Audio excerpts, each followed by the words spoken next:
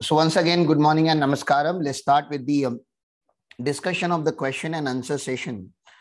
So we had completed our discussion till this, that whenever you purchase any asset on or after 1/4/2001, you have to take cost of acquisition and cost of improvement as actual cost, and period of holding in ordinary circumstances will be from date of acquisition to date of transfer, DOA to DOT.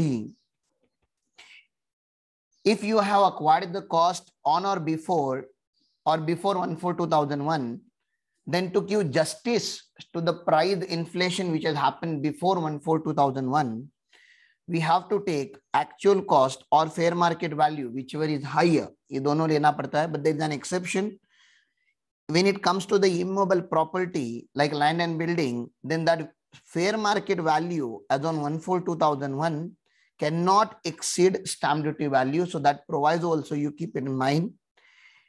Because we are giving you benefit of the fair market value as on 1/4/2001, government says any improvement which has done before 1/4/2001 should be ignored, must be ignored, because obviously all the improvement which have taken place before 1/4/2001 would have been captured by this fair market value. ये इस fair market value में included होगा, तो sir ये improvement ignore कर दो. But any improvement which is done on or after 1/4/2001, जब आप एक्चुअल कॉस्ट लेते हो तो गवर्नमेंट ने बोला consider actual cost whether it is done by the previous owner और whether it is done by the current owner. Previous owner ने किया होगा तभी भी कंसिडर करने का, करंट ओनर ने किया होगा तभी भी कंसिडर करेगा. So previous owner current owner ऐसा क्यों है? पापा ने घर लिया था, उन्होंने इम्प्रोवाइज किया, बाद में पापा ने आपके नाम पे गिफ्ट में ओनरशिप ट्रांसफर किया, आपने उसको फर्दर इम्प्रोवाइज किया, तो सर चलेगा. तो दोनों का लेना पड़ता है, कॉस्ट ऑफ एक्विजिशन पापा का लेने का, कॉस्ट ऑफ इंप्रूवमेंट पापा का लेने का, कॉस्ट ऑफ इंप्रूवमेंट आपका भी लेना पड़ेगा. तो ऐसे अलग अलग कॉस्ट यहाँ पे आ सकते हैं. ओके, तो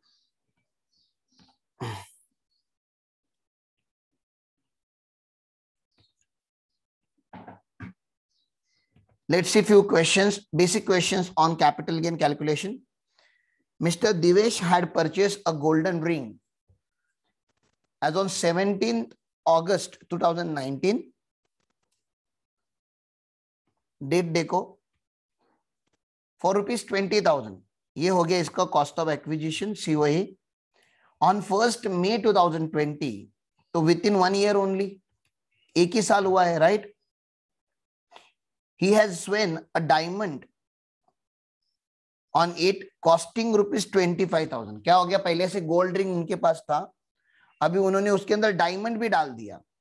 चलो अच्छी बात है सर, ये हो गया cost of improvement. And on 1st August 2020, अब ये ओरिजिनल डेट से इस डेट को कंपेयर करो. 1st August 2020, ये पीरियड लेस देन 1 year का है. मुझे बताओ ज्वेलरी को कितने मंथ्स लगते हैं लॉन्ग टर्म होने के लिए?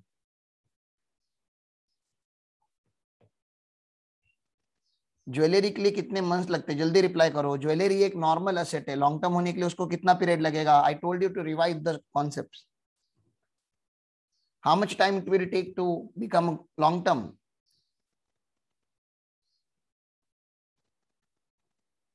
अरे बाबा, I told you this, no? Time हो गया बता के ना, यही होता है, रिवाइज नहीं करते हो आप लोग. Any other asset long term होने के लिए 36 मंथ लगता है, right. A period of holding should be for at least 36 month. After 36 month it becomes long term capital asset, up to 36 month it is short term capital asset. ठीक है ना sir? लेकिन unlisted shares होगा या immovable property होगा तो sir up to 24 month is short term, after 24 month it is long term. और sir ये जो है लिस्टेड सिक्योरिटीज है, यूनिट्स ऑफ यूटीआई है, units of equity oriented fund है, जीरो कूपन बॉन्ड है, सर इनको तो गवर्नमेंट ने 12 मंथ के क्राइटेरिया में रखा है. Held for less than 12 month short term, held for more than 12 month long term. तो ज्वेलरी ना 12 मंथ के क्राइटेरिया में आता है, ज्वेलरी ना 24 मंथ के क्राइटेरिया में आता है, तो ज्वेलरी ऑब्वियसली 36 मंथ के क्राइटेरिया में आता है. तो आपको क्या लगता है, आपने जो अभी ये रिंग की बात की है यहाँ पे, गोल्डन रिंग की, is it a short term capital asset और long term capital asset?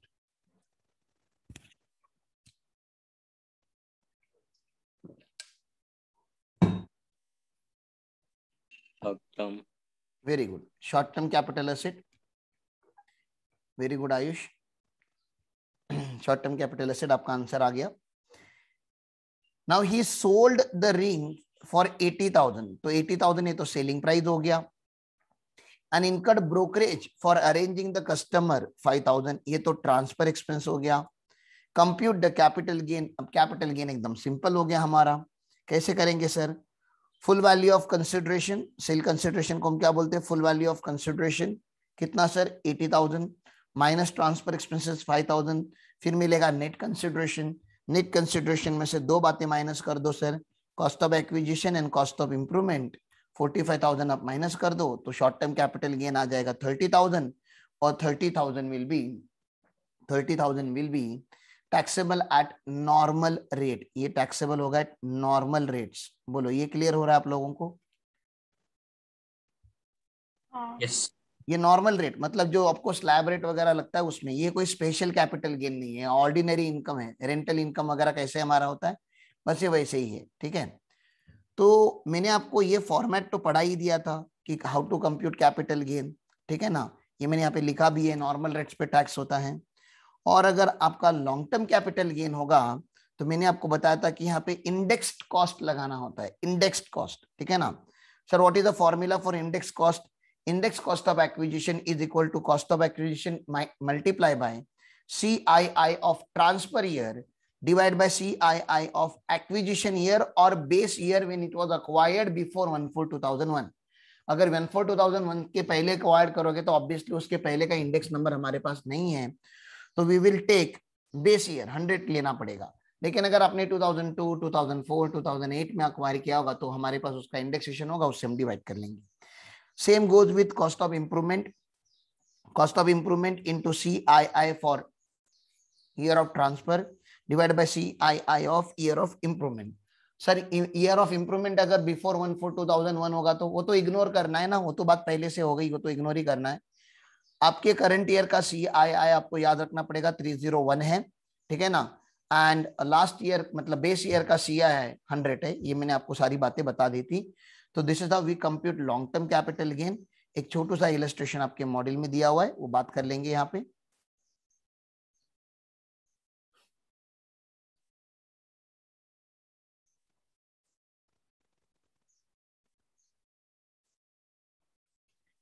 On 23rd September 2020, 23rd December 2020, Rajat sold 500 gram of gold, ये ज्वेलरी बेच दिया इन्होंने, फॉर अ सेल कंसिडरेशन 13,50,000। तो मुझे मिल गया, एक एक आइटम ढूंढने का, कैपिटल गेन फॉर्मेट बेस है, कैलकुलेशन फॉर्मेट बेस है, ज्यादा दिमाग नहीं लगाने का, ठीक है ना। You need to understand the concepts, but once you understand the concept, computation is very simple. Full value of consideration, he had acquired gold on 20th August 2002, 20th August 2000 before 1/4/2001। हाँ। तो अभी हमें क्या देखना पड़ेगा, ये तो इसका हो गया actual cost, cost of acquisition का एक्चुअल कॉस्ट हो गया ये। And the fair market value as on 1/4/2001 was 3,60,000। अब क्या लोगे बोलो, कॉस्ट लोगे कि फेयर मार्केट वैल्यू लोगे? क्या लेना पड़ेगा दोनों में का? मैंने क्या सिखाया आपको? मैंने सिखाया है कि आपको डायरेक्टली फेयर मार्केट वैल्यू लेना है। मैंने आपको क्या सिखाया हुआ है? मैंने कभी आपको नहीं बोला कि फेयर मार्केट वैल्यू लेने का, मैंने क्या बोल के रखा है हमेशा आपको? कॉस्ट और fair market value whichever is higher, higher लेना जरूरी है। बहुत सारे स्टूडेंट बाय हार्ट करके क्या रखते हैं कि हाँ बिफोर 1/4/2000 रहेगा, 2001 रहेगा तो एक काम करते फेयर मार्केट वैल्यू लेंगे। गवर्नमेंट ने कभी आपको फोर्स नहीं बोल किया फेयर मार्केट वैल्यू लेने के लिए। अगर वो आपके लिए बेनिफिशियल है तो आप ले लो, अगर आपके लिए बेनिफिशियल नहीं है तो आप एक्चुअल कॉस्ट ले लेना, ठीक है ना। तो यहाँ पे देखो ये नॉन बेनिफिशियल वाली सिचुएशन आती है, क्योंकि कॉस्ट 4 लाख रुपीज का था, फेयर मार्केट वैल्यू 360 का था, तो obviously I will take cost only, ठीक है ना। I will not consider fair market value, तो मैं 4 लाख ही लूंगा। अब मेरे पास 2000 का इंडेक्स है क्या? डू आई हैव 2000 का इंडेक्स? देखो इसके पहले का इंडेक्स है क्या हमारे पास? नहीं। तो हमें कहाँ पे सेटल होना पड़ेगा, हमें सेटल होना पड़ेगा मैक्सिमम बेस ईयर पे, इसको हम बेस ईयर बोलते हैं, तो हम बेस ईयर का इंडेक्सेशन ले लेंगे। Find out the amount of capital gain chargeable to tax for the assessment year 2021-22। एकदम सिंपल सी बात है, इसलिए ज्यादा डिटेल में कंप्यूट वगैरह करने की जरूरत नहीं है, ये एमसीक्यू जैसा है समझो, मल्टीपल चॉइस क्वेश्चन जैसा आंसर है समझो। फाइनल आंसर आपको कंप्यूट करने आना चाहिए। आप कैलसी ले लो मेरे साथ और आप मेरे साथ ही कंप्यूट करोगे। 13,50,000 तो फुल वैल्यू ऑफ कंसिडरेशन है, ट्रांसफर एक्सपेंसेस दिया नहीं है, तो नेट कंसिडरेशन भी आपका 13,50,000 का आ गया। अब आपके पास 4 लाख रुपीज है, विच इज हायर में आपने 4 लाख रुपीज लिया है। इनटू करंट ईयर का इंडेक्स कितना है बाबा, ये प्लीज कैलकुलेट करो मेरे साथ। करंट ईयर का इंडेक्स कितना है?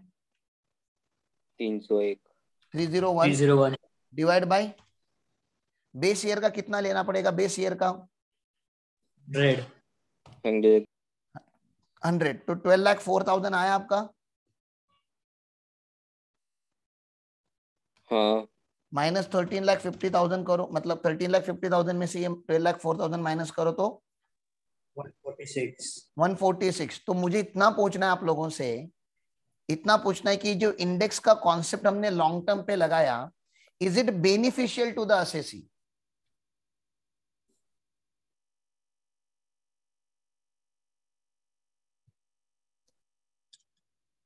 अरे फायदे का है क्या असेसी के?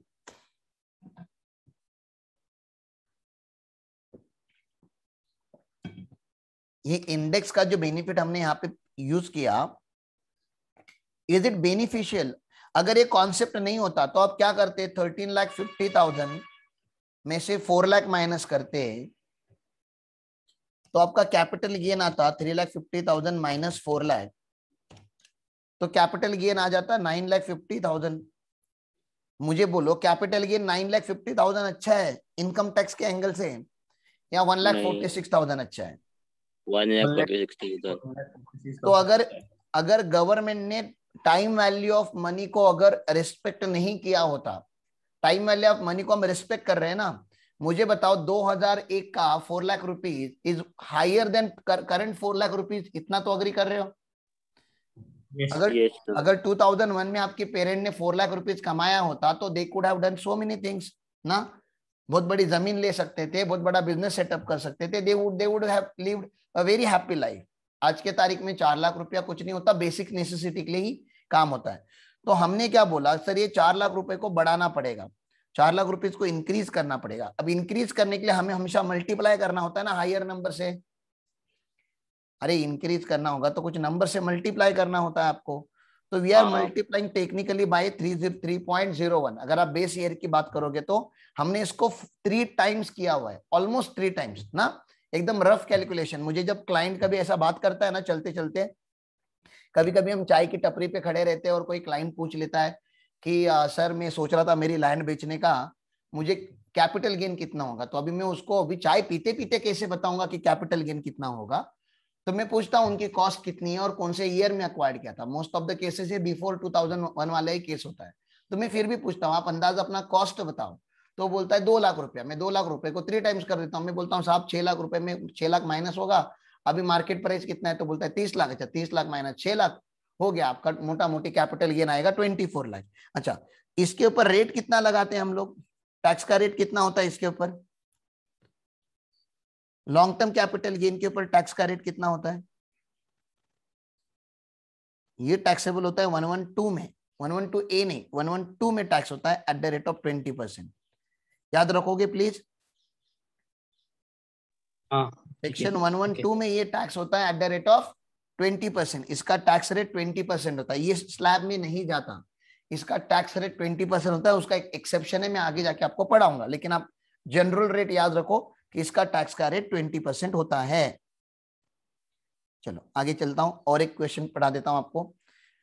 अभी आप लोग कंप्यूट करोगे। Mister Anand has purchase house property for on as on 17 अगस्त 2002। 17 अगस्त 2002 को लिया है, चलो ठीक है, फॉर 5 लाख रुपीज। तो ये कॉस्ट ऑफ एक्विजिशन है। अभी ये ऑन और आफ्टर 1/4/2001 है, तो जो कॉस्ट दिया है वही कंसिडर करेंगे ना। अभी फेयर मार्केट वैल्यू का कुछ लेना देना नहीं है, ठीक है ना। As on 1/5/2004 he constructed a new floor. Property लिया था, अब उसमें नया फ्लोर ऐड किया. नया फ्लोर ऐड करना मतलब कॉस्ट ऑफ इंप्रूवमेंट हो गया ये तो. हाँ, कॉस्ट ऑफ इंप्रूवमेंट वो भी 1/4/2004 मतलब आफ्टर ही है, आफ्टर 1/4/2001 है, तो इसको भी हम कंसिडर करेंगे. 2,50,000. On 1/10/2020 he sold such house for 18 lakh rupees. ये तो फुल वैल्यू ऑफ कंसिडरेशन हो गया, हमारे करंट ईयर में उसने बेच दिया. And incurred brokerage of 2% for arranging customer. ये तो ट्रांसफर एक्सपेंस हो गया. सबसे पहले मुझे बताओ 2002 में अगर आपके पापा ने घर लिया एंड 2020 में बेचा, तो ये लॉन्ग टर्म है या शॉर्ट टर्म है? Long term. लॉन्ग टर्म है, ठीक है ना. तो फटाफट किसी मतलब आपके पास नोटबुक वगैरह है क्या, रेडी में है क्या नोटबुक वगैरह रेडी? हाँ है ना. हाँ चलो फिर चालू करते हैं. आप उन लोग लिखना चालू कर देते. सारी चीजें वर्बली बात करेंगे तो प्रैक्टिस कब करेंगे? थोड़ा प्रैक्टिस भी कर लेते हैं, ठीक है ना. क्या नाम लिखा? Mister Anand assessee.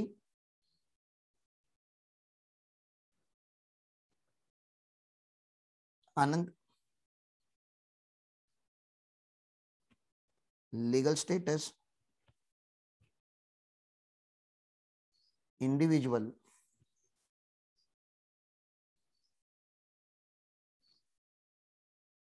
Residential status OR. AY 21-22 PY 20-21 PAN dash.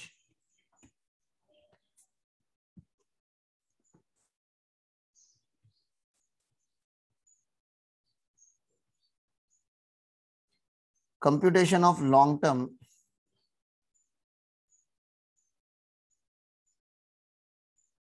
capital gain. क्यों sir long term capital gain? क्योंकि period of holding is more than 24 month. Sir 24 month क्यों? क्योंकि ये घर है, ये लैंड एंड बिल्डिंग है. लैंड एंड बिल्डिंग के लिए ये 24 मंथ का क्राइटेरिया एप्लीकेबल होता है. ये do you understand this? 36 month नहीं, 24 मंथ का क्राइटेरिया एप्लीकेबल होता है, राइट?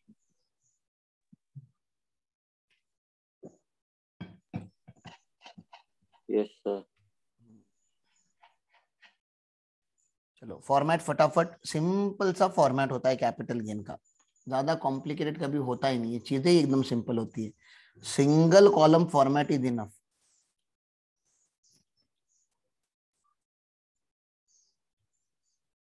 स्टैंडर्ड फॉर्मेट है, फिक्स है, सब कुछ फिक्स है. क्या आएगा अभी इसके अंदर ना, सब कुछ फिक्स है.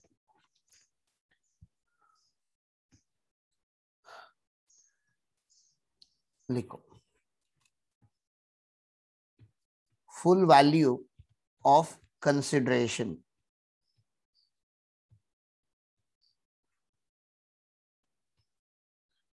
फुल वैल्यू ऑफ कंसिडरेशन मतलब selling price sir 18 lakh rupees. Sir less transfer expenses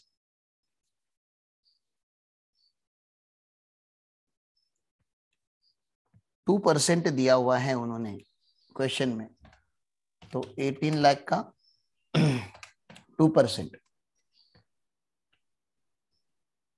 36,000. आगे आता है नेट कंसिडरेशन. नेट कंसिडरेशन कितना लूं मैं? 17 लाख का 17,64,000 आ गया. एकदम सिंपल है. यहां तक तो बिल्कुल आधा मार्क्स तो इतना लिखने के लिए मिल जाता है, आधा एक. अगर ये 5 मार्क का क्वेश्चन है तो यहां तक आपको इतना प्रेजेंट करने का आधा एक मार्क्स मिल जाएगा. आगे लेस क्या लिखो? कॉस्ट ऑफ एक्विजिशन लिखो कि इंडेक्स्ड कॉस्ट ऑफ एक्विजिशन लिखो? क्या लगता है आप लोगों को? इंडेक्स, क्योंकि इंडेक्स करना पड़ेगा. हाँ इंडेक्सेशन करना पड़ेगा. तो index cost of acquisition working note number 1 में बनाऊंगा. Less indexed cost of improvement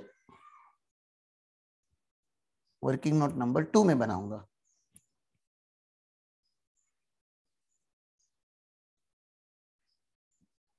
ये 2 आइटम यहां से माइनस होंगे और उसके बाद आ जाएगा gross. Long term capital gain या लॉस, इसमें से माइनस होता है exemptions under section 54 to 54 GB। दिया नहीं है क्वेश्चन में कुछ भी डेटा। और यहां पे आ जाता है टैक्सेबल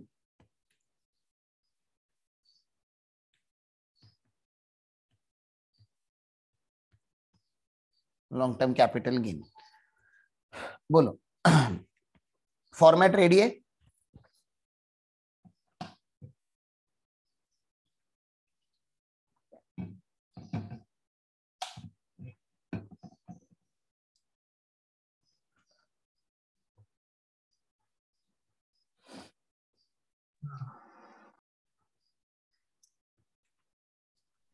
हाँ ICOI is equal to COA into CII of transfer year divided by CII of acquisition year।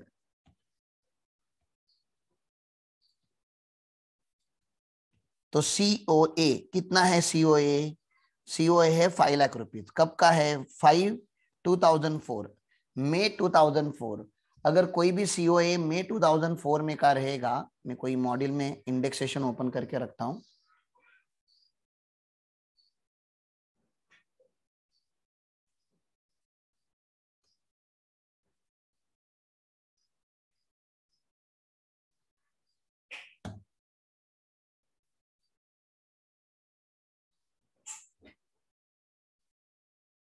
ये कौन से फिनेंशियल ईयर से बिलोंग करता है? 0 to 03 0 to 03 0 to 03 को बिलोंग करता है।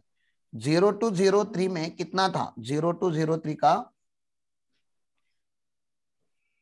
05 इंडेक्स नंबर है 105 है।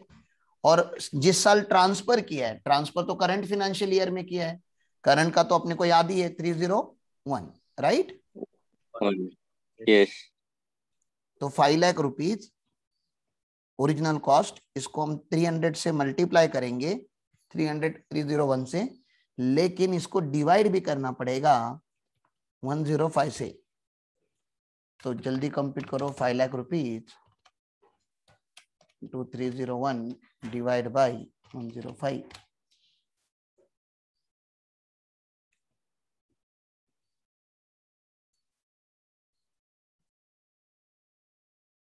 नहीं नहीं, इंडेक्स लर्न नहीं करना पड़ता। आज तक हिस्ट्री में ऐसा एक ही एग्जाम हुआ है, वो भी CA एग्जाम में, जब उन्होंने लॉन्ग टर्म कैपिटल गेन दिया था और इंडेक्सेशन नहीं दिया था। And that was my first attempt of intermediate. उसके पहले के कितने जितने भी अटेम्प्ट हुए या उसके बाद के जितने भी अटेम्प्ट हुए, इंडेक्सेशन एग्जाम में दिया जाता है। वो क्या होता है ना, कभी कभी जिसका नसीब खराब होता है ना, उसको मिल जाता है ऐसा क्वेश्चन। आप समझ सकते हो कि मैंने जब बोला that was my first attempt, that means I did not clear in my first attempt. वो अपने मराठी में क्या बोलते, पहला अटेम्प्ट जागे वाले बाबा। तो इट वाज लाइक दैट। नहीं, वो तो मैं पास होने भी नहीं वाला था। वो तो ऐसी क्या बोलते ना, CPT पास होने के बाद एक्स्ट्रा जोश रहता है लोगों के अंदर, अरे अपन CA बन ही गया ऑलमोस्ट। उस जोश में जाके 6 मंथ की स्टडी में इंटरमीडिएट दिया था मैंने। अच्छा खासा स्टडी नहीं किया था। बॉस ने बताया था कि नहीं देगा तभी भी चलेगा, लेकिन है ना, दे देता हूँ, देखता हूँ कुछ हुआ तो हुआ। बीकॉम में तो ऐसे पास होते हम लोग। बाद में पता चला बीकॉम का और इसका थोड़ा अलग रहता है। COI into CII of transfer year. अब यहाँ पे COI लिखना पड़ता है, cost of improvement, divide by CII of, क्या लिखूं, एक्विजिशन ईयर की improvement year? Improvement. Improvement year. Sir तो उन्होंने इम्प्रूवमेंट कौन से साल में किया था?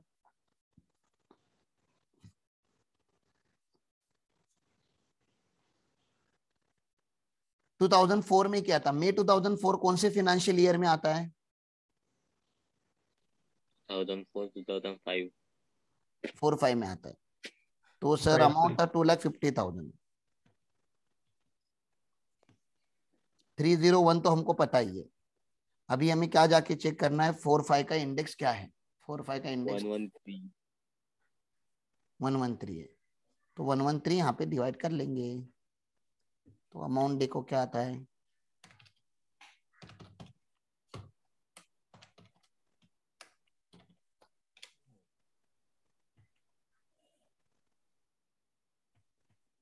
$6,65,000।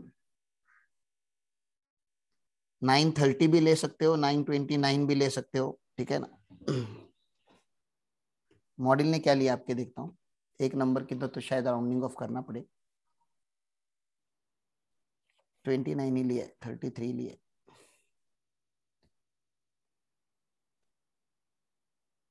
चलो फटाफट माइनस करो।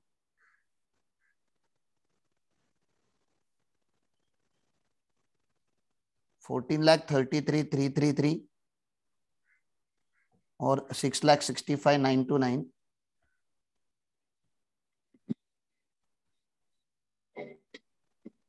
ये माइनस करो 17,64,000 से, दोनों माइनस करो। 14,33,333 665,929। तो लॉस आना चाहिए। लॉन्ग टर्म कैपिटल गेन लिखोगे तो नेगेटिव में लिखा, ठीक है ना। कितना आ रहा है? 335, 262, 263 हो तो ठीक है, राउंडिंग ऑफ एरर है। 335,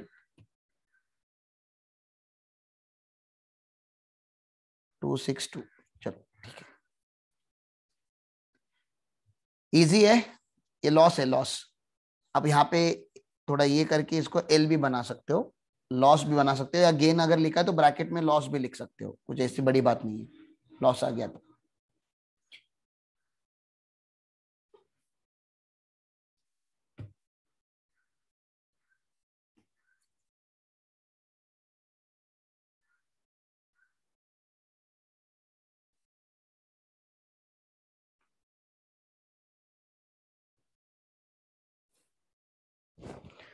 ठीक है। आई बिलीव आपको बेसिक कैपिटल गेन मैंने एक्सप्लेन कर दिया। If you are having any queries please ask.